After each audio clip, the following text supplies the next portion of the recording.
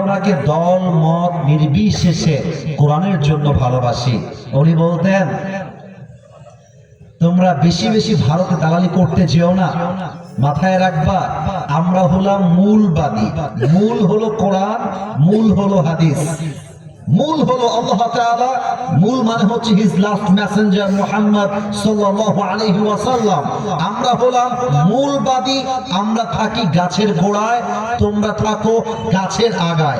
এবার টাঙ্গাইলের মানুষকে প্রশ্ন করতে চাই, দেখা যাক আপনার সঠিক উত্তর দিতে পারেন কিনা। গাছের আগায় শক্তি বেশি না গোড়ায়? আরো জোরে, আগায় না গোড়ায়? উনি বলতেন, তোমরা থাকো গাছের আগায়, আমরা থাকি গাছের গোড়ায়। বাড়াবাড়ি বেশি করতে এসো না। বেশি বাড়াবাড়ি করলে 16 কোটি মানুষ মিলে একটা ঝাঁকুনি মারবে, মামুর বাড়ি দিল্লি গিয়ে পড়বা, দিল্লি গিয়ে তারা পড়েছে, ঠিক কিনা বলেন?